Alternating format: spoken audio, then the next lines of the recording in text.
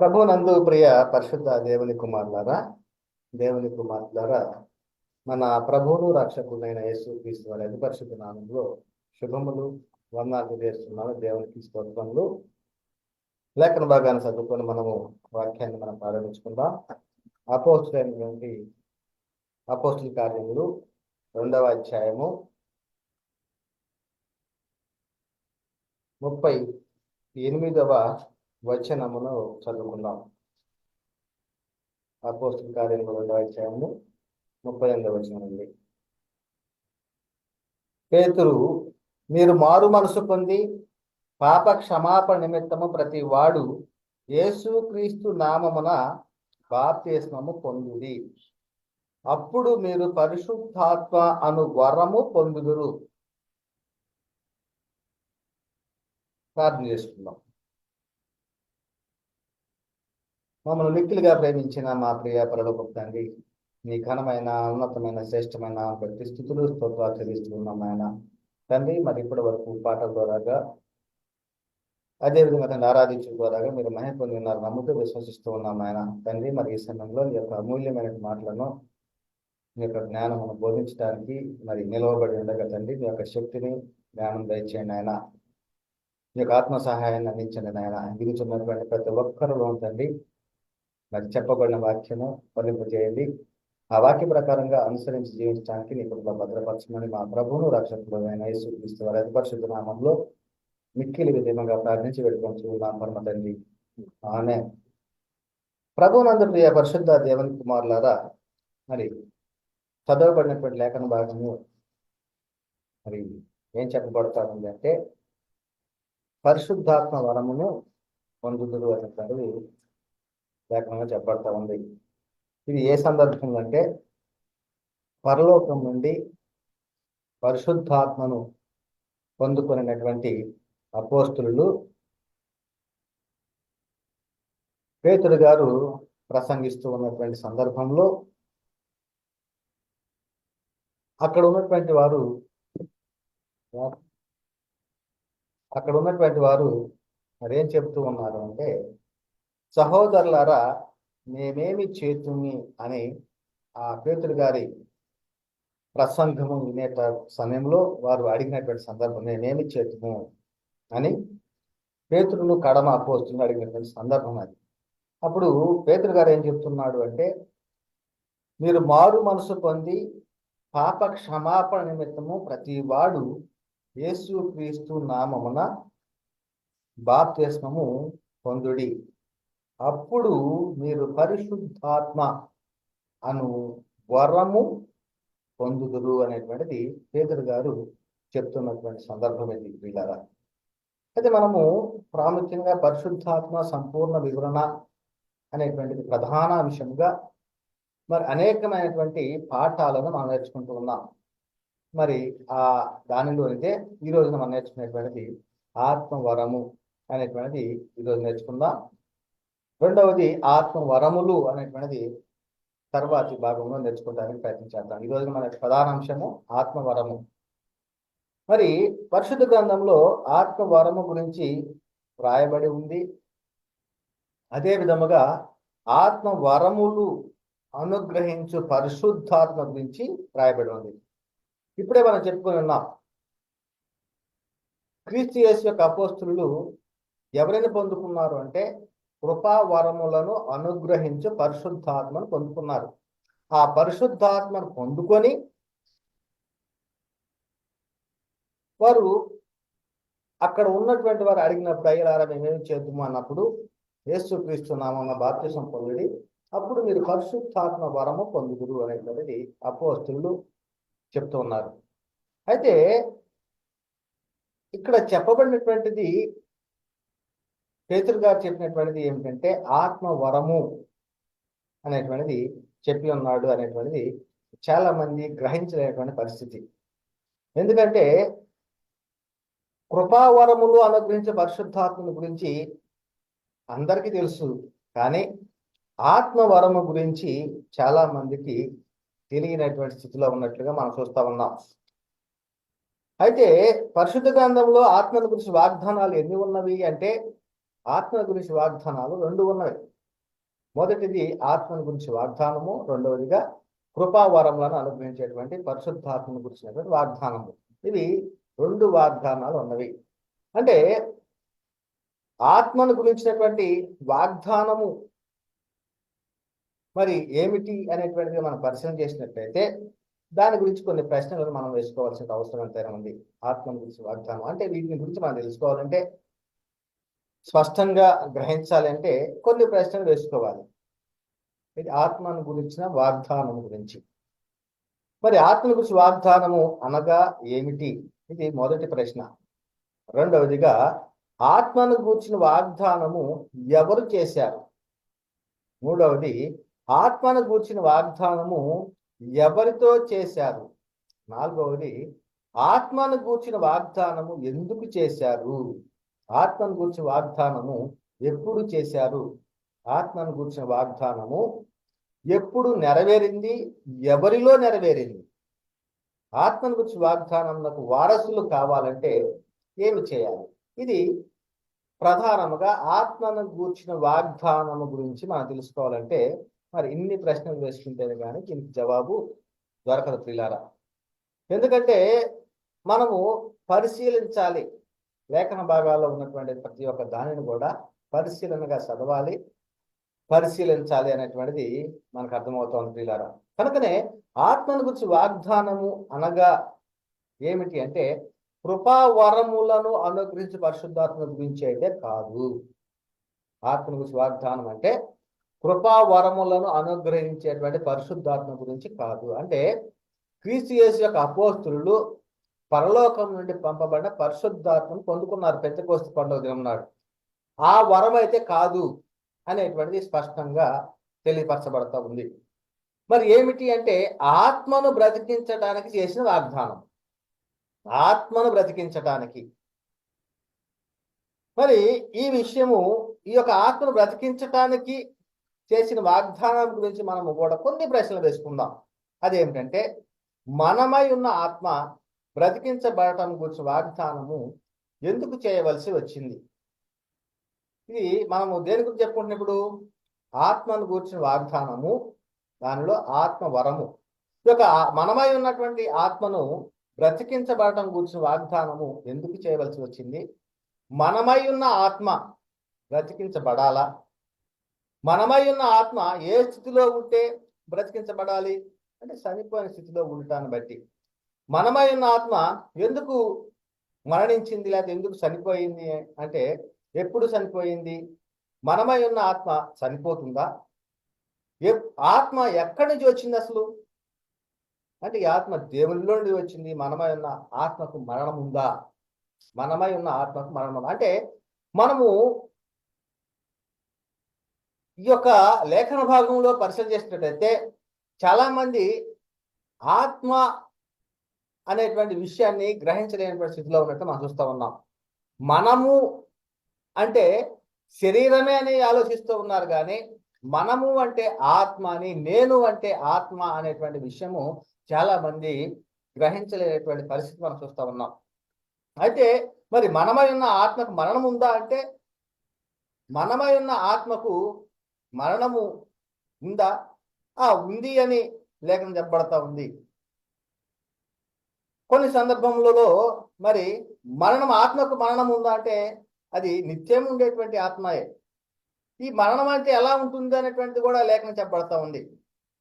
ఈ యొక్క ఆత్మకు మరణం ఉందా అంటే ఒకటి ఎలాంటి మరణాలు ఉన్నాయంటే శరీర సంబంధమైన మరణం ఉంది.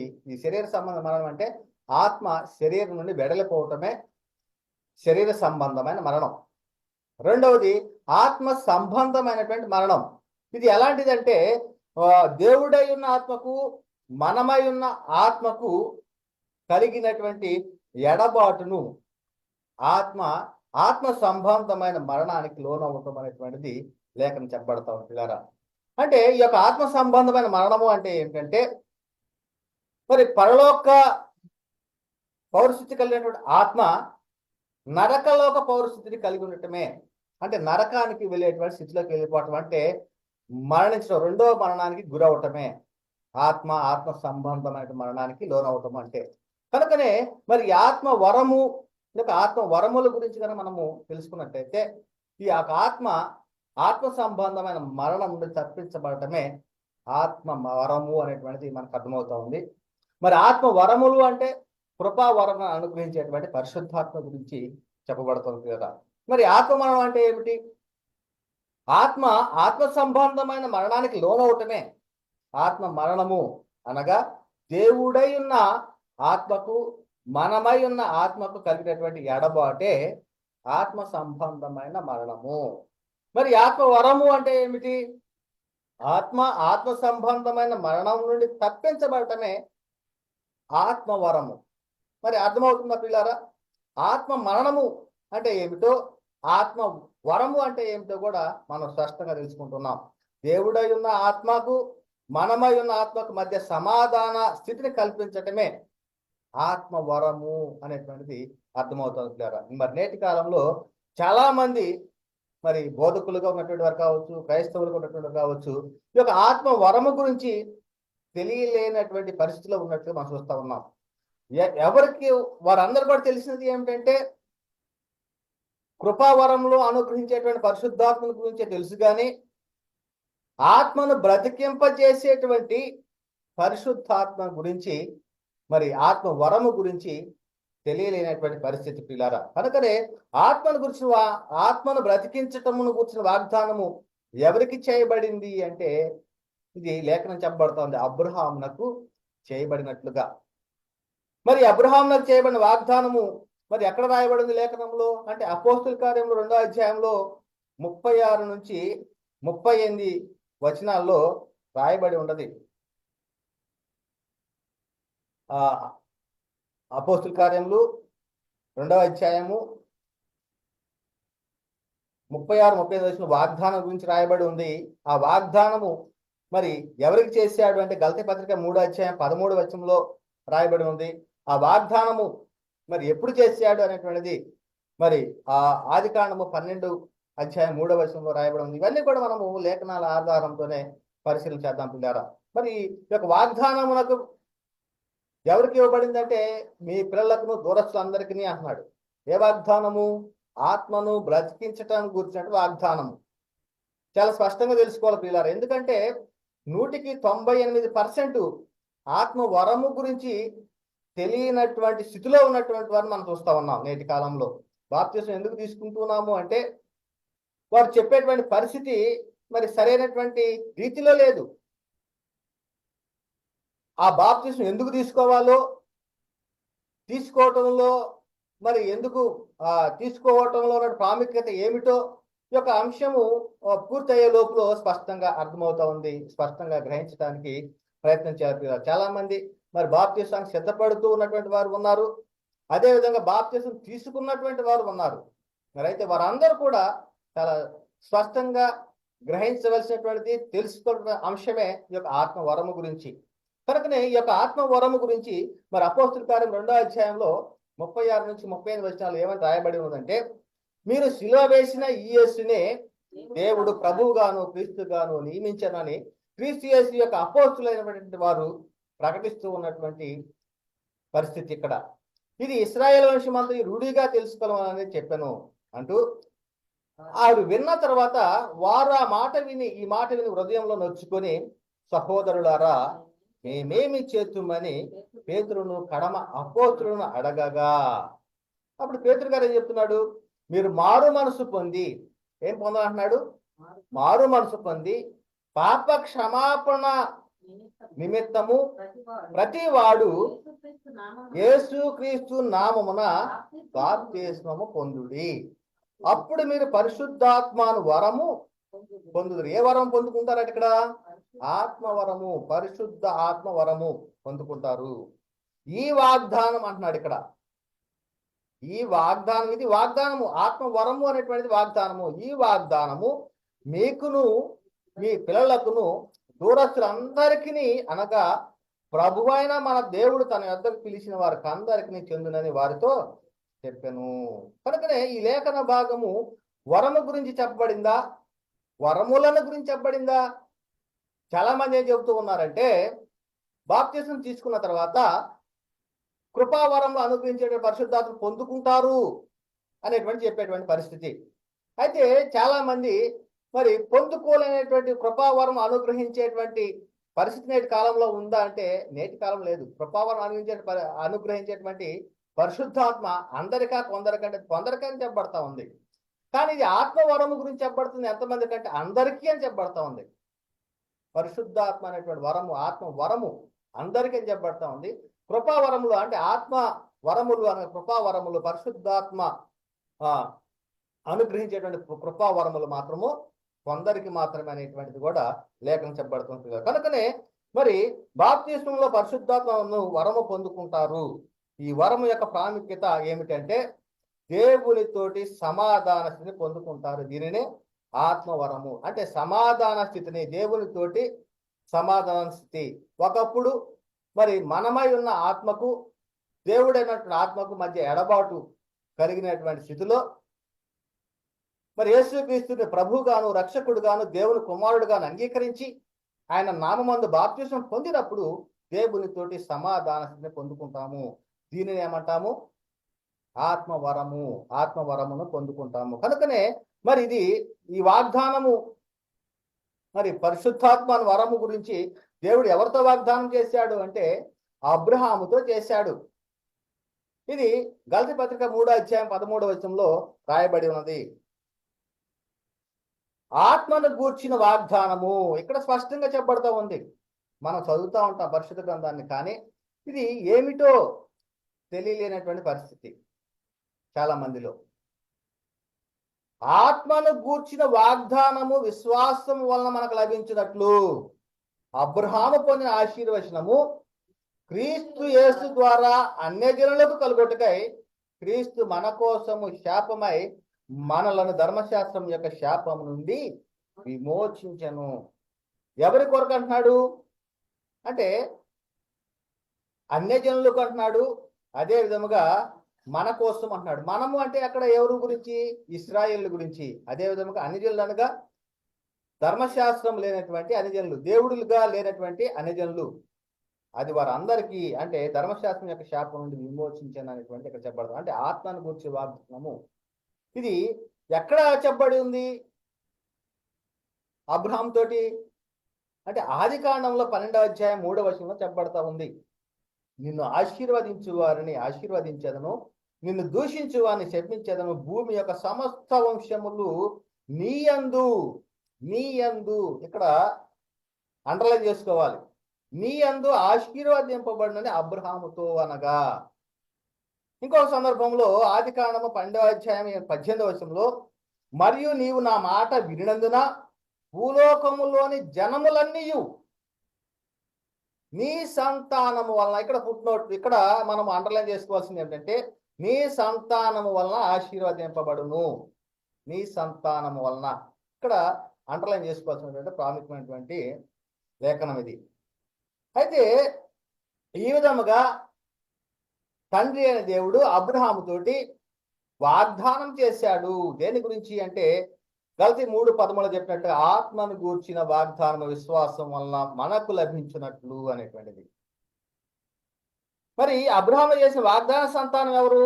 ఇక్కడ చెప్పబడుతుంది నీ సంతానము వలన ఆశీర్వదింపబడును అని చెప్పబడతా ఉంది కదా. ఆ సంతానం ఎవరు అంటే యేసుక్రీస్తు. అంటే అక్కడ చెప్పబడింది ఇస్సాకు గురించా, అబ్రహాం కుమారుడు ఇస్సాకు గురించా? కాదు కదా. మరి ఎవరి గురించి చెప్పబడింది అంటే క్రీస్తుని గురించి అంటున్నాడు. ఇంతకుముందు నీ యందు ఆశీర్వదింపని ఆదికాండం 12:3 చెప్పిన, నీ సంతానం వల్ల ఆశీర్వదింపబడినని ఆదికాండం 22:18 చెప్పిన, మరి దాని యొక్క భావము ఏమిటంటే ఇక్కడ అపోస్తుల బోధలో ఏం చెప్పబడతా ఉందంటే గలతీ పత్రిక 3:16 అబ్రహామునకును అతని సంతానమునకును వాగ్దానం చేయబడెను, ఆయన అనేకులను గూర్చి అన్నట్టు నీ సంతానములకు అని చెప్పక ఒకని గూర్చి అన్నట్లే నీ సంతానమునకు నేను. ఆ సంతానము క్రీస్తు. ఆ సంతానం ఎవరట? క్రీస్తు ద్వారా భూలోకములో ఉన్నటువంటి సర్వ మానవాళి అంటే సమస్త జనులందరూ కూడా ఆశీర్వదింపబడతారు అనేటువంటిది అబ్రహాము తోటి ఎప్పుడు వాగ్దానం చేశాడు అంటే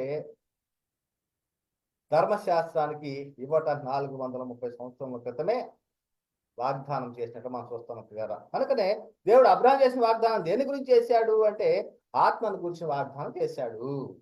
ఆత్మ బ్రతికించటం గురించినటువంటి వాగ్దానము అని మనము గ్రహించాలి.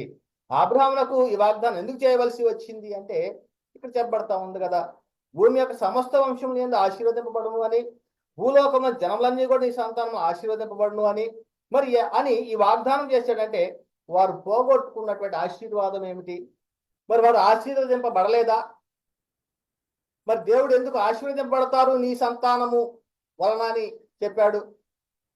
వారు ఏది పోగొట్టుకున్నారు? ఏ ఆశీర్వాదాన్ని పోగొట్టుకున్నారు అంటే దేవునితోటి సమాధాన స్థితిని పోగొట్టుకున్నారు. అనగా దేవుడై ఉన్న ఆత్మకు మనమై ఉన్న ఆత్మకు కలిగినటువంటి ఎడబాటు, ఆత్మ సంబంధమైనటువంటి మరణానికి ఆత్మ లోనై ఉన్నది అనేటువంటిది మనకు అర్థమవుతా ఉంది. కనుకనే అబ్రహామునకు ఆత్మను గురించి వాగ్దానం చేసేటప్పటికి భూలోకంలో సమస్త జనులు ఆశీర్వాదం పోగొట్టుకున్నారు. కనుకనే వారు ఆశీర్వదింపబడలేదు. వారు ఆశీర్వాదం ఎప్పుడు ఆశీర్వదింపబడతారు అంటే యేసు క్రీస్తు ద్వారానే ఆశీర్వదింపబడతారు అనేటువంటిది లేఖనం చెప్పబడతా ఉంది ప్రియులారా. కనుక ఈ సంగతి మరి స్పష్టంగా తెలుసుకోవాలంటే ఈ వాగ్దానాలు మరి ఎన్ని రకాలు చెప్పుకున్నాము? పరిశుద్ధాత్మ వాగ్దానాలు మరి ఎన్ని రకాలు అంటే 2 రకాలు అని అనుకున్నాం. మొదటిది ఆత్మవరము, ఆత్మను బ్రతికింపజేసేటువంటి ఆత్మవరం అని, రెండవది కృపావరం అని అనుగ్రహించేటువంటి పరిశుద్ధాత్మ అనేటువంటిది. అయితే ఈ యొక్క ఆత్మవరము అబ్రహాము చేశాడు. క్రీస్తు ద్వారా భూలోకంలో సమస్త జనులందరూ ఆశీర్వదింపబడతారు అని చేసి ఉన్నాడు.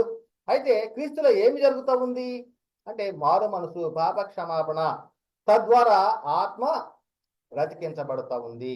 మరి దేవుడై ఉన్న ఆత్మకు మనమై ఉన్న ఆత్మకు మధ్య సమాధాన స్థితి కలుగుతుంది.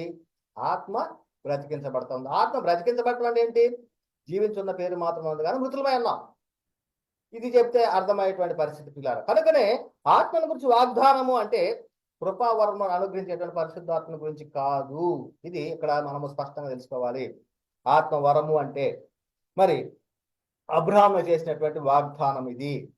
అబ్రహామునకు ఆత్మ గురించి వాగ్దానం చేసేటప్పటికి భూలోకంలో సమస్త జనులు ఆశీర్వాదం పొంది లేరా అంటే పొందిలేరు. మరి ఎందుకు ఈ వాగ్దానం చేయవలసి వచ్చింది?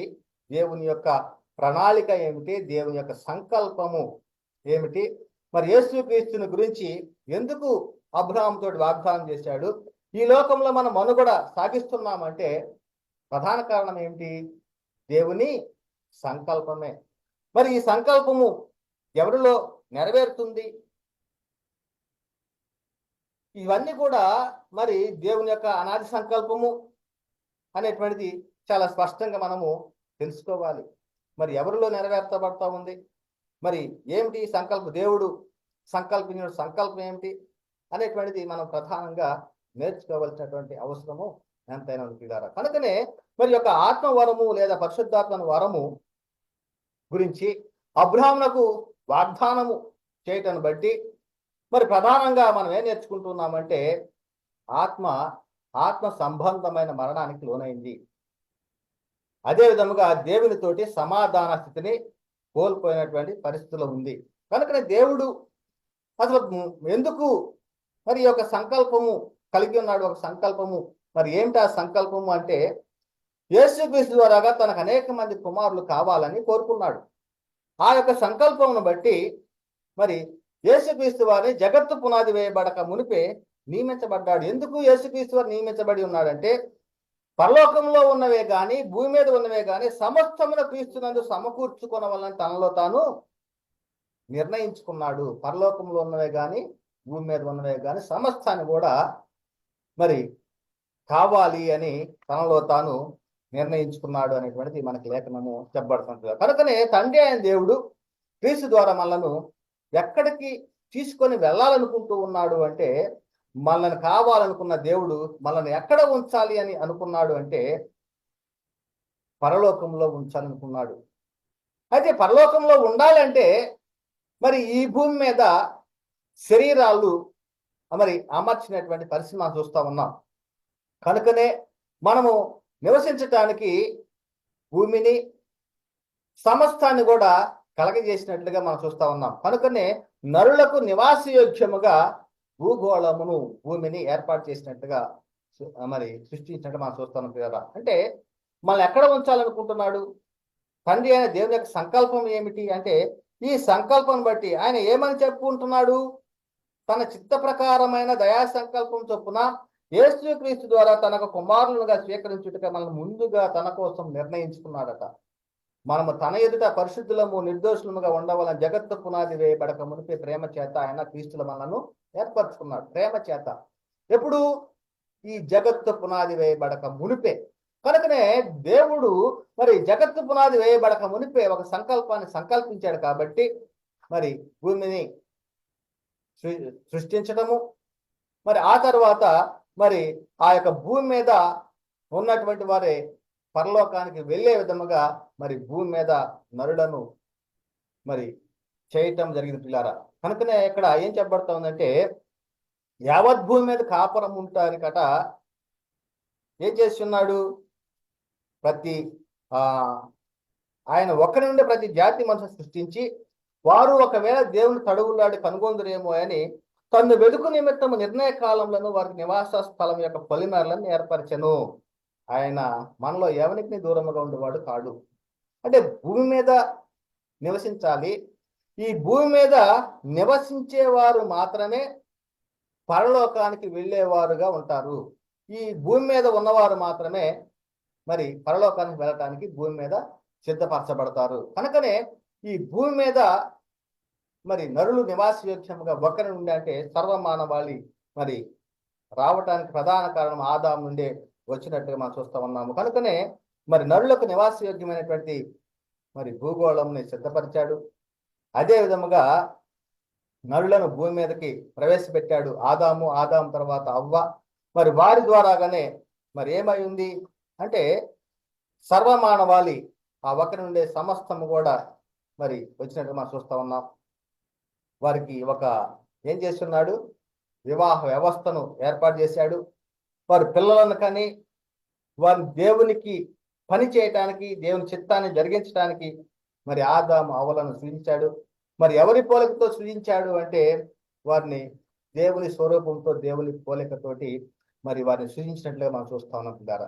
కనుకనే మరి పోలిక స్వరూపం అంటే దేవుడు కలిగి ఉన్నటువంటి గుణ లక్షణాలు అనేటువంటి మనము స్పష్టంగా తెలుసుకోవాలి. కనుక అదే అంటున్నాడు యాకోబు పత్రిక 3:9 తండ్రి అయిన ప్రభువును స్తుతింతుము, దీనితోనే దేవుని పోలిక పుట్టిన మనుషులను చెప్పించుము. అంటే మనం ఎలాగా మరి సృజించాడు అంటే తన పోలిక చొప్పున తన స్వరూపముతోనే మనం సృజించాడు అనేటువంటి లేఖనాల్లో చెప్పబడుతుంది. ఇవన్నీ కూడా ఎందుకు చెప్తూ ఉన్నామంటే దేవుని యొక్క అనాది సంకల్పము.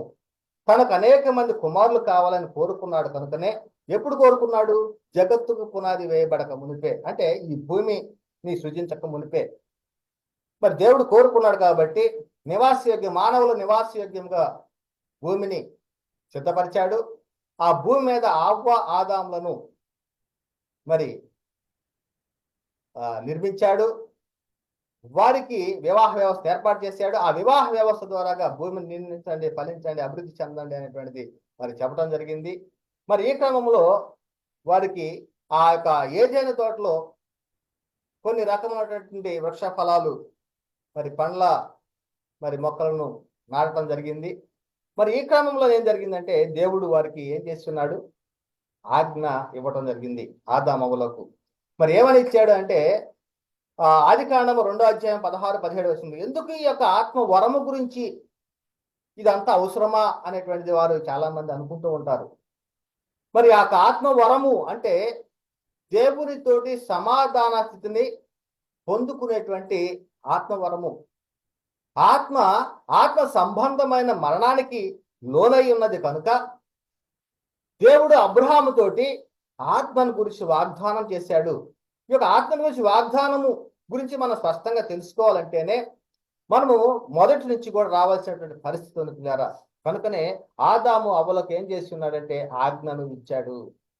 ఎందుకు ఆజ్ఞ ఇచ్చాడు అంటే ఈ యొక్క శరీరము కోరుకుంటుంది, నాకు అది కావాలి, ఇది కావాలి, అది చేయాలి, ఇది చేయాలి అనేటువంటిది. కనుక ఈ యొక్క శరీరాన్ని ఎలాగా ఉండాలంటే ఆత్మ చేత మన యొక్క శరీరాన్ని లోపరుచుకునేటువంటి తత్వం మనకు క్రొత్త నిబంధన ప్రకారంగా ఇవ్వబడింది. అదే విధముగా మరి శరీరం చేసేటువంటి కార్యాలను బట్టి ఆత్మ ఎక్కడికి వెళ్తూ ఉంది? మంచి కార్యాలు చేస్తేనే ఉన్నా నిత్య జీవానికి వెళ్తూ ఉంటుంది.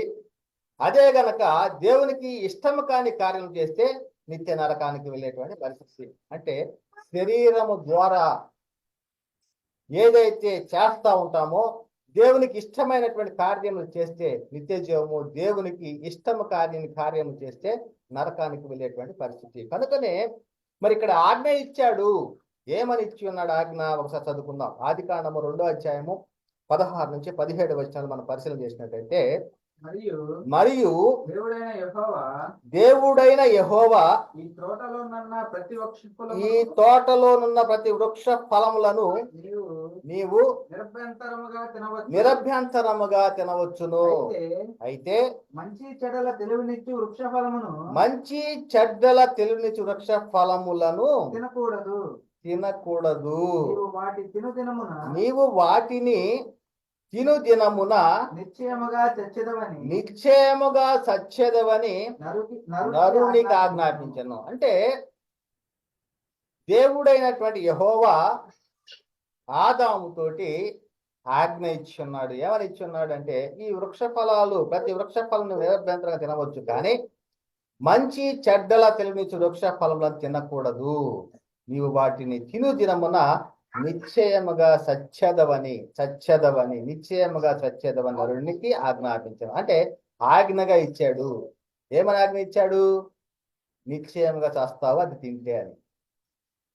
మరి శరీరం గురించి చెప్పాడా, లేకపోతే ఆత్మల గురించి ఇక్కడ చెప్పబడిందా? నిశ్చయముగా చచ్చేదము అంటే ఇది దేవుడు చెప్పినటువంటి దానిని బట్టి ఆత్మపరంగా నువ్వు ఆత్మ సంబంధమైన మరణానికి లోనవుతావు, నువ్వు చచ్చిపోతావు అనేటువంటిది దేవుడు చెప్పాడు. అయితే అపవాది ఏం చేస్తూ ఉన్నాడంటే, నువ్వు సావనే సావు అని మరి అవ్వతోటి మోసపరిచి ఆ ఫలములు తినే విధముగా చేసినట్టు మనం చూస్తా ఉన్నాం. కనుకనే దేవుడై ఉన్న ఆత్మకు ఆదామై ఉన్న ఆత్మకు మధ్య ఎడబాటు కలిగింది. అంటే ఆత్మ సంబంధమైన మరణంలోకి లోనైనది, దేవునితో సమాధానాన్ని పోగొట్టుకున్నది. కనుకనే దేవుడు ఆత్మ వరము లేదా ఆత్మను గురించి వాగ్దానము చేయవలసి వచ్చింది. మరి ఇది స్పష్టంగా ఎంతమంది గ్రహించగలిగి ఉన్నారు? మరి దేవుడు అబ్రహాముతోటి మరి నీయందు భూలోక వంశములన్నీ కూడా ఆశీర్వదింపబడును అని, నీ సంతానము వలన భూలోక వంశంలో అన్ని కూడా ఆశీర్వదింపబడదురు అని మరి ఎందుకు వాగ్దానం చేశాడు? మనము చదివే వారంగానే ఉన్నామా? వాటిని గ్రహించే వారంగా లేమా? ఒకసారి ఆలోచించలేదు కదా.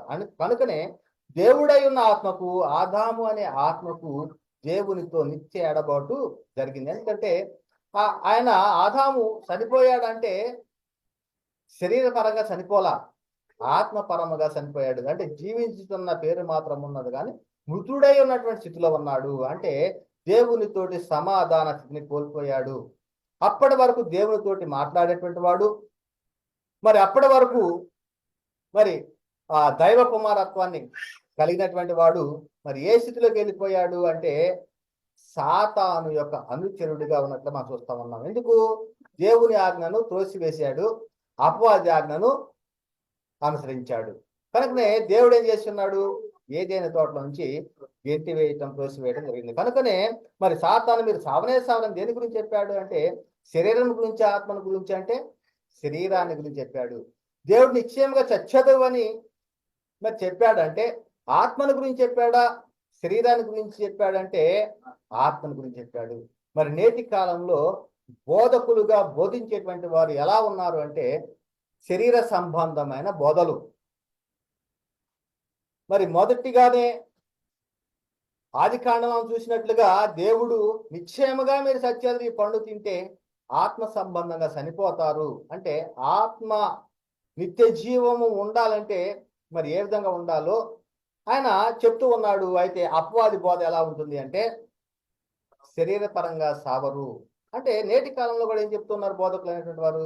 మీకు శరీరానికి కావాల్సినది ఆహారం కావాలా, వస్త్రములు కావాలా, లేకపోతే ఇల్లు కావాలా, వాకిళ్ళు కావాలా, లేకపోతే పొలాలు కావాలా, పెళ్ళిళ్ళు కావాలా, వివాహం కావాలా, లేకపోతే ఉద్యోగాలు కావాలా, ఈ శరీరానికి సంబంధించిన వాటిని గురించే బోధిస్తూ ఉన్నారు. కానీ నీ యొక్క ఆత్మ నిత్య జీవము మరి పొందటానికి సరైనటువంటి బోధ, ఆత్మ యొక్క నియమం గురించి చెప్పేటువంటి పరిస్థితులు నేటి కాలం నాటి బోధకులు ఎక్కడా కూడా కనిపించలేనటువంటి పరిస్థితులు మనం చూస్తున్నాం కదా. కనుకనే మరి మరి ఆదాం ఏం చేస్తున్నాడంటే నిబంధన మీరాడట. అదే విధముగా తినకూడని ఆ ఫలములు మీరు తిన్నావా, వృక్ష ఫలములు అంటే మరి తిన్నట్లుగా మరి చూస్తూ ఉన్నాం. కనుకనే ఆజ్ఞ అతిక్రమం ఏమైపోయింది? పాపం అయిపోయింది. కనుకనే సకల దుర్నీతి కూడా పాపం అని చెప్పబడతా ఉంది. అంటే పాపం వలన వచ్చే జీతము మరణము. అంటే కనుకనే ఏ మరణం ఇది? ఆత్మ సంబంధమైనటువంటి మరణానికి లోనైంది. దేవునితోటి సమాధాన స్థితిని కోల్పోయినటువంటి పరిస్థితి. కనుకనే ఈ యొక్క మరణము గురించి మనము చాలా స్పష్టంగా తెలుసుకోవాలి.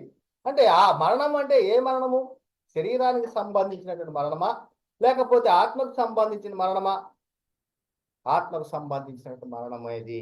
కనుకనే మరి జీవించున్న పేరు మాత్రం ఉన్నది కానీ మృతుడవే. మరి ఈ పరిస్థితుల్లో ఆత్మ శరీరం వెళ్ళకపోతే ఎక్కడికి వెళ్తుంది అంటే నరకానికి వెళ్ళేటువంటి పరిస్థితి. నరకానికి వెళ్లకుండా ఉండాలంటే ఆత్మను బ్రతికించుకోవాలి. మరి అందుకనే అపరాధముల చేతను, పాపముల చేతను మీరు చచ్చిన వారై ఉండగా ఆయన మిమ్మల్ని క్రీస్తుతో కూడా బ్రతికించెను. మరి ఆదాము ఎవరిని బట్టి నడుచుకున్నాడు? ఎవరి ఆజ్ఞను అనుసరించాడు అంటే కొంతకాలము దేవుని ఆజ్ఞను అనుసరించాడు. ఆ తర్వాత అపవాది అనగా సాతాను బట్టి, సాతాను ఆజ్ఞను బట్టి నడుచుకున్నాడు. ఏదేని తోటలోంచి ఎంటివేయటం జరిగింది. దేవునితోటి సమాధాన స్థితిని కోల్పోవడం జరిగింది. దానివల్ల ఏం నష్టం జరిగింది అంటే దేవుని నిత్య ఎడబాటు, ఆత్మ సంబంధమైనటువంటి మరణానికి లోనవటం. కనుకనే దేవుడు ఆత్మను గురించి వాగ్దానం చేశాడు. అంటే ఆత్మను జీవింపజేసేటువంటి వాగ్దానమే ఆత్మ వరము. చాలా స్పష్టంగా చెప్పబడుతుంది. ఆత్మ వరము అంటే ఆత్మను జీవింపజేసే వాగ్దానమే ఆత్మవరము. మనమై ఉన్న ఆత్మ దేవునితో సమాధాన పడేటువంటి వాగ్దానము ఇది అబ్రహాంతో చేశాడు. అదే అంటున్నాడు కదా. మరి ఎందుకు అంటే ఏ భేదము లేదు, అందరూ పాపం చేసి దేవుడు అనుకునే మహిమను పొందలేనటువంటి స్థితిలో ఉన్నారు. ఏ భేదం లేదు, అందరూ పాపం చేసి దేవుడు అనుకునే మహిమను పొందలేకపోతూ ఉన్నారు. కనుకనే మరి పాపం వలన మరణం సంభవించింది. పాపం జీతం మరణమై ఉంది. కనుకనే మరి ఈ యొక్క ఆత్మ సంబంధ మరణం నుండి తప్పించుకోవాలంటే దేవుడు ఏం చేస్తున్నాడు? యేసు క్రీస్తు వారిని ఈ లోకానికి పంపాడు. అంటే దేవుడి యొక్క అనాది సంకల్పము క్రీస్తు ద్వారాగా తనకు అనేక మంది కుమారులు కావాలని కోరుకున్నాడు. మరి అప్పటి వరకు కూడా మరి ఆశీర్వాదము పొందలేని స్థితిలో ఉన్నటువంటి జనాంగానికి యేసు క్రీస్తు ద్వారాగా సమస్త మానవాళి ఆశీర్వదింపబడినట్లుగా తండ్రి అయిన దేవుడు యేసు క్రీస్తు వారిని నియమించాడు. ఎందుకు అంటే నశించిన దాన్ని వెదకి రక్షించటానికి, అనగా ఆత్మను బ్రతికించడానికి దేవుడు యేసు క్రీస్తు నియమించాడు. ఇలారా మరి ఇంత స్పష్టంగా పరిశుద్ధ గ్రంథంలో రాయబడి ఉంది. ఆత్మను గూర్చినటువంటి వాగ్దానము పోగొట్టుకున్నటువంటి స్థితిని మరలా పొందుకోవటమే. ఒకప్పుడు దేవునితోటి సమాధాన స్థితిలో ఉండి ఆ సమాధాన స్థితిని పోగొట్టుకోవటము. మరి ఏమైంది? ఆత్మ మరణానికి లోనవటము. ఆ యొక్క ఆత్మ మరణానికి లోనవటం వలన దేవుడు అబ్రహాంతో వాగ్దానం చేయటము. ఆ వాగ్దానం ద్వారాగా యేసుక్రీస్తు ద్వారాగా సర్వమానవాళి మరి రక్షింపబడటం అనేటువంటిది, దేవుడితో సమాధానం పొందడం అనేటువంటిది మరి యొక్క ఆత్మను గురించి వాగ్దానము దేవుడు చేసి మనం చూస్తున్నాం కదా. అందుకని ఇక్కడ చెప్పబడతా ఉంది అపోస్తలుల 2వ అధ్యాయము 38 నుంచి 39 వచనాలు. ఇప్పటి వరకు దాదాపుగా ఈ యొక్క వచనాన్ని 3 సార్లుగా మనం చదువుకుని ఉన్నాం. మళ్ళా చదువుకుందాం. అపోస్తలుల 2వ అధ్యాయము 38 నుంచి 39 వచనాలు. పేతురు, మీరు మారు మనసు పొంది పాప క్షమాపణ నిమిత్తము ప్రతి వాడు యేసు క్రీస్తు నామమున బాప్తిస్మం పొందుడి. ఎవరి నామమున బాప్తిస్మం పొందాలి? ఇది ప్రధానమైన విషయం. చాలా మంది కూడా ఇక్కడ కూడా తప్పిపోయినటువంటి వారు ఉన్నారు.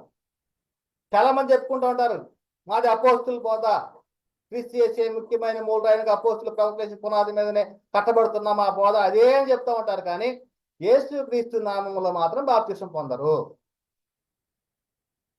ఇక్కడ సాతాను చాలా మందిని మోసం చేశాడు. యేసుక్రీస్తు నామములో ఎందుకు బాప్తిసం పొందాలి అంటే ఇక్కడ చెప్తున్నాడు ఆత్మ వరము పొందుకుంటారు, పరిశుద్ధాత్మ వరమును పొందుకుంటారు అనేటువంటిది. ఇది కృపావరము అనుగ్రహించే పరిశుద్ధాత్మ గురించి రాయబడిందా అంటే కృపావరములను అనుగ్రహించేటువంటి పరిశుద్ధాత్మ గురించి రాయబడలేదు. అబ్రహామునకు చేసినటువంటి వాగ్దానం గురించి రాయబడి ఉంది. ఆత్మ బ్రతికింపజేసేటువంటి వాగ్దానము, దేవునితోటి సమాధాన స్థితిని పొందుకునేటువంటి వాగ్దానము. ఈ యొక్క యేసుక్రీస్తు నామములో బాప్తిసం పొందిన వారు మాత్రమే ఈ యొక్క ఆత్మ వరము అనగా పరిశుద్ధాత్మ వరాన్ని పొందుకుంటారు. వీరికి మాత్రమే పరిశుద్ధ గ్రంథంలో రాయబడినటువంటి ఆత్మ సంబంధమైన విషయాలు గ్రహించగలుగుతారు అనేటువంటిది చాలా స్పష్టంగా అర్థమవుతోంది పిల్లారా. కనుకనే ఇక్కడ ఈ వాగ్దానం 30వ విషయం అంటున్నాడు, ఇది వాగ్దానం అంటున్నాడు, పరిశుద్ధ ఆత్మను వరము పొందుదురు అని చెప్తూ ఈ వాగ్దానము మీకును మీ పిల్లలకును దూరస్తులందరికీ అనగా ప్రభువైన మన దేవుడు తన యొద్దకు పిలిచిన వారికి అందరికీ చెందునని వారితో చెప్పిన అందరికీ చెందేటువంటి వాగ్దానం ఇది. ఆత్మను గూర్చిన వాగ్దానము, దేవునితోటి సమాధాన స్థితి పొందుకునే వాగ్దానము.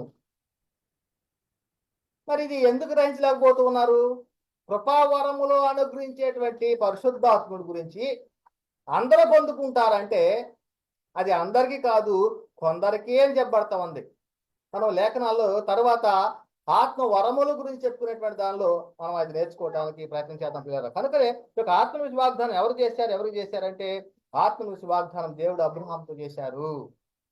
అదే దేవుడు విశ్వాస మూలముగా అన్ని జనులను నీతిమంతులుగా తీర్చిన లేఖనం ముందుగా చూసి నీ యందు అన్ని జనులందరూ ఆశీర్వదింపబడుదురని అబ్రహామునకు సువార్త ముందుగా ప్రకటించను. ఇది ఎవరి బోధలో ఉంది? అపోస్తుల బోధలో. అపోస్తులు వారు ఏమైనా సొంత బోధ చేశారా అంటే వారు సొంత బోధ చేయలా. పరలోకం నుండి పంపబడినటువంటి పరిశుద్ధాత్మ చేత ప్రేరేపించబడి దేవుని మూలముగా పలికినటువంటి మాటలవి. కనుక ఏం చెప్పబడి ఉన్నది? దేవుడు విశ్వాస మూలముగా, ఎలాగంటున్నాడు? విశ్వాస మూలముగా అన్య జనులను నీతిమంతులుగా తీర్చునని లేఖనము ముందుగా చూసి నీ యందు అన్యజనులందరూ ఆశీర్వదింపబడుదురు అని. మనము ఆదికాండము 12వ అధ్యాయంలో, మరి ఆదికాండం 22వ అధ్యాయం 18వ వచనంలో కూడా మనము ఈ యొక్క వాగ్దానం గురించి, దేవుడు అబ్రహాము చేసిన వాగ్దానం గురించి చెప్పబడతా ఉంది. గలతీ పత్రిక 3:8లో దాన్ని చూపిస్తూ ఉన్నాడు. ఏమంటూ ఉన్నాడు? దేవుడు విశ్వాస మూలముగా అన్యజనులను నీతిమంతులుగా తీర్చునని లేఖనము ముందుగా చూసి నీ యందు అన్యజనులందరూ ఆశీర్వదింపబడుదురు అని అబ్రహామునకు సువార్తను ముందుగా ప్రకటించను. ముందుగా ప్రకటించాడు. ఎక్కడ ప్రకటించాడు? ఆదికాండము 12వ అధ్యాయము 3వ వచనంలో భూమి యొక్క సమస్త వంశంలో నీ యందు ఆశీర్వదింపబడును. ఆదికాండము 12:18లో నీవు నా మాట విన్నందున భూలోకంలోని జనములన్నీ నీ సంతానం వలన ఆశీర్వదింపబడును. మరి ఈ విధముగా ఆదికాండంలో మరి ఆ యొక్క వాగ్దానము అంటే అబ్రహాము సువార్తను ముందుగా ప్రకటించినట్లుగా మనం చూస్తా ఉన్నాం. ఇదే ఆత్మవరము, ఆత్మను గురించిన వాగ్దానం అనేటువంటిది. కనుక ఇక్కడ మరి గలతీ పత్రిక 3వ అధ్యాయము 16 నుంచి 17 వచనం మనం ఒకసారి పరిశీలన చేసినట్టయితే మరి ఆత్మను గురించి వాగ్దానం ఎందుకు చేశాడు అంటే ఆత్మ మరణానికి లోనవటం వలన ఆత్మను బ్రతికించడానికి చేసినట్టు వాగ్దానమే. కనుక ఈ ఆత్మ వాగ్దానం ఎవరిలో నెరవేరింది అంటే యేసుక్రీస్తు ద్వారా నెరవేరింది. ఇదే విషయం చెప్పబడుతోంది. గలతీ పత్రిక 3వ అధ్యాయము 16 నుంచి 17 వచనాల్లో అబ్రహామునకును అతని సంతానమునకును వాగ్దానములు చేయబడినాయి. ఎవరెవరు చేశాడట? అబ్రహామునకును అతని సంతానమునకును వాగ్దానములు చేయబడెను. ఆయన అనేకులను గూర్చి అన్నట్టు నీ సంతానములకును అని చెప్పక, అంటే అనేకుల గురించి చెప్పలేదు ఇక్కడ, ఒకని గూర్చి అన్నట్టే నీ సంతానమునకును అనెను. మరలా ఒకసారి చదువుకుందాం. ఆదికాండము 12వ అధ్యాయంలో మరి ఏం చెప్పబడతా ఉంది? 22వ అధ్యాయం 18వ వచనంలో నీ సంతానము వలన ఆశీర్వదింపబడును. చూడండి, అంటే మరి ఇక్కడ చెప్పబడినటువంటిది ఏమిటి? ఆ సంతానం ఎవరంట? ఆ సంతానము క్రీస్తు. చూడండి, అంటే అబ్రహాముకి ఆది కాండము 12వ అధ్యాయంలోనే యేసు క్రీస్తుని గురించి వాగ్దానం చేశాడు. అదేమిటి వాగ్దానం అంటే ఆత్మను గూర్చిన వాగ్దానము. గలతీ పత్రిక 3:13 చెప్పబడుతోంది. ఆత్మను గూర్చిన వాగ్దానం విశ్వాసం మనకు లభించినట్లు అబ్రహాము పొందిన ఆశీర్వచనము క్రీస్తు యేసు ద్వారా అన్ని జనుల్లో కలుగుటకై క్రీస్తు మన కోసము శాపమై ధర్మశాస్త్రం యొక్క శాపం నుండి విమోచించాను. ధర్మశాస్త్రం యొక్క శాపం నుండి విమోచించాను. ఎందుకు? ఆత్మను గురించి వాగ్దానం విశ్వాసం మనకు లభించినట్లు అబ్రహాము పొందిన ఆశీర్వచనము యేసు క్రీస్తు ద్వారా అన్ని జనుల్లో కలగట కొరకు. మరి ఇంత స్పష్టంగా ఆత్మ వరము, పరిశుద్ధాత్మ వరము గురించి మరి ఇంత స్పష్టంగా చెప్పబడతా ఉంటే ఇక కృపావరం అనుభవించేటువంటి పరిశుద్ధాత్మ అనేటువంటి ఎందుకు అపోహపడుతూ ఉన్నారు ప్రియారా అంటే లేఖనాలను గ్రహించలేకపోవటం వలన. కనుకనే ఆత్మ వాగ్దానం ఎప్పుడు నెరవేరింది అంటే అపోస్తుల బోధలో నెరవేరింది. అబ్రహాంకి ఇచ్చినట్టు వాగ్దానము ఆది కాండము 12వ అధ్యాయంలోను 22వ అధ్యాయం చేసినట్టు వాగ్దానము అపోస్తుల కార్యములలో నెరవేరింది. అపోస్తుల బోధ నెరవేరింది. మరి బాప్తిసం పొందటంలో నెరవేరింది. మారు మనసు పాప క్షమాపణ నిమిత్తం ప్రతి వాడు యేసుక్రీస్తు నామమున బాప్తిసం పొందినప్పుడు పరిశుద్ధాత్మ వరమును పొందుతారు. ఈ వాగ్దానం మీకును మీ పిల్లలకు దూరస్తులైన అందరికీ కూడా చెందుతుంది అనేటువంటి విషయం ఇక్కడ చెప్పబడుతుంది. కనుకనే ఆత్మల గురించి వాగ్దానము మనకు వారసులు కావాలంటే ఏం చేయాలి? కొత్తగా జన్మించాలి. ఇది ప్రధానమైన విషయం. మనము బాప్తిసం తీసుకుంటున్నామంటే చాలా మంది అనేకమైనటువంటి కారణాలు చెప్తూ ఉంటారు. వివాహము కొరకు బాప్తిసం. నేటి కాలంలో కూడా చాలా మంది కూడా బాప్తిసం తీసుకోవడానికి సిద్ధపడరు. ఎందుకు సిద్ధపడతలేదంటే మాకు పెళ్ళిళ్ళకి ఇచ్చారులే బాప్తిజాలు, మాకు బాప్తిజాలు ఎందుకు అంటే పెళ్లి కోసం బాప్తిసమా లేకపోతే ఆత్మ బ్రతికించుకోవడం బాప్తిసమా? ఇంకొకరు అంటారు పిల్లలు పుడతారని మేము బాప్తిసం తీసుకున్నాంలే, బాప్తిసం తీసుకోవటం వల్ల మా పిల్లలు పుట్టారులే. అంటే నీ పిల్లలు పుట్టడం కొరకు బాప్తిసం తీసుకున్నావా? ఇంకొంతమంది మేము ఉద్యోగం కోసం అని చెప్పేసి బాప్తిసం తీసుకున్నాంలే. అంటే బాప్తిసం అనేటువంటిది దేనికి ఉపయోగిస్తూ ఉన్నారంటే శరీర సంబంధమైనటువంటి కోరికలు తీర్చుకోవడం కొరకు బాప్తిసం అనేటువంటిది వారు అనేక మంది సాతాను యొక్క ఉచ్చులో చిక్కుకుపోయారు. మరి ఎవరైనా కానీ ఇప్పటి వరకైనా సరే మీరు ఒక ప్రశ్న వేసినట్లయితే బాప్తిసం ఎందుకు తీసుకున్నామంటే ఆత్మను గురించిన వాగ్దానాన్ని పొందుకోవడం కొరకు అనేటువంటి వారు చెప్పేటువంటి స్థితిలో లేరు ఎవ్వరు కూడాను.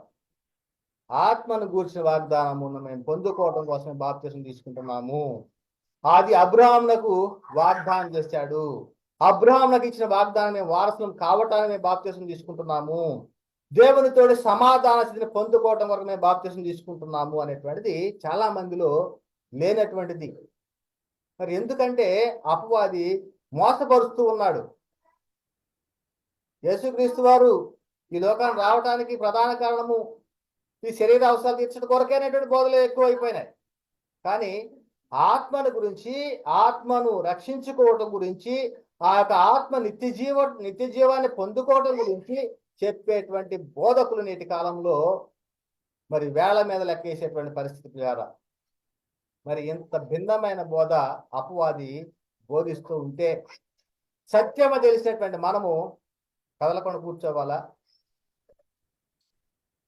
బాప్తిజం విషయంలోనే చాలా మందిని మోసపరిచేశాడు, అనేక మందిని దారి మళ్లించేశాడు, తప్పు దారికి మళ్లించేశాడు.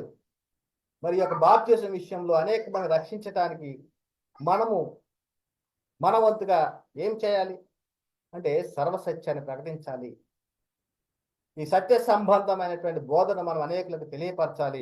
కనుకనే లేఖనం చెప్పబడతా ఉంది. ఇంకొక వచనంలో ఏమని అంటుంది? అపోస్తలుల కార్యములు 3వ అధ్యాయము 24 నుంచి 25 వచనాల్లో మరియు సమూయేలు మొదలుకొని అందరు ప్రవక్తలు ప్రవచించిరో వారందరూ ఈ దినమును గూర్చి ప్రకటించిరి. ఏ దినము గురించి? యేసుక్రీస్తు యొక్క పునరుద్ధాన దినము గురించి ప్రకటించిరి అని చెబుతూ ఆ ప్రవక్తలకును దేవుడు అబ్రహాముతోని సంతానమందు భూలోక వంశములన్నీ ఆశీర్వదింపబడినని చెప్పి మీ పితరులతో చేసిన నిబంధనకు మీరు వారసులై ఉన్నారు. చూడండి, మన బాప్తిజం ఎందుకు తీసుకోవాలి? ఇప్పుడు అర్థమవుతుందా? ఆత్మను బ్రతికించుకోవటం కొరకు, దేవునితోటి సమాధాన స్థితిని పొందుకోవట కొరకు, ఆత్మను గూర్చిన వాగ్దానం పొందుకోవట కొరకు, ఆత్మను గూర్చిన వాగ్దానము మరి అబ్రాహాంకి ఇచ్చిన వాగ్దానానికి మనం వారసులుగా ఉండట కొరకే మరి ఇంతటి సమాచారము, ఇంతటి విశ్లేషణ మరి యొక్క అంశం గురించి ఇవ్వవలసి వస్తుంది. కనుక ఏమని చెప్పబడుతుంటే రోమపత్రిక 9:8లో శరీర సంబంధులైన పిల్లలు దేవుని పిల్లలు కారు. ఎవరట? శరీర సంబంధమైన పిల్లలు దేవుని పిల్లలు కారు, కానీ వాగ్దాన సంబంధులైన పిల్లలు సంతానమని అంటబడుదురు. మనం వాగ్దాన సంతానం, వాగ్దానము ఇది అబ్రాహాముకి ఇవ్వబడిన వాగ్దానానికి మనం వారసులము, క్రీస్తుతోటి మనం వారసులం అవుతూ ఉన్నాం. కనుక ప్రియరా మరి మరి నేటి కాలంలో మరి ఆ పరిశుద్ధాత్మ అనేటువంటిది మరి మనం బాప్తిస్మం పొందుకునేటువంటి పరిశుద్ధాత్మ ఆత్మ వరము అనేటువంటిది మనం స్పష్టంగా తెలుసుకున్నాము అనేటువంటి గ్రహించగలిగి ఉన్నారని నమ్ముతూ విశ్వసిస్తూ ఉన్నారు. కనుకనే మరి ఆత్మ బ్రతికించే పరిశుద్ధాత్మ వరమును గురించిన వాగ్దానము మరి ఇప్పటి వరకు చెప్పబడి ఉంది. కనుక తరువాతి క్లాసులో ఆత్మ వరములు, కృపా వరములను అనుగ్రహించేటువంటి పరిశుద్ధాత్మ గురించి మనము స్పష్టంగా తెలుసుకుందాం. మరి దేవుని యొక్క ప్రణాళిక, దేవుని యొక్క చిత్తము, మరి కృపావరం అనుగ్రహించే పరిశుద్ధాత్మ విషయంలో ఏమైందో మరి ఇవన్నీ కూడా మరి స్పష్టంగా తెలుసుకోవడానికి మనం ప్రయత్నం చేద్దాం పిల్లలు. కనుక చెప్పబడిన మాటలు విరుచున్న ప్రతి ఒక్కరిలో కూడా దేవుడు నీరు కట్టి ఫలింపచేయను గాక. చెప్పబడిన మాటలు దేవుడు దీవించి ఆశీర్వదించిన గాక. అందరికీ వందనాలు. దేవునికి స్తోత్రములు.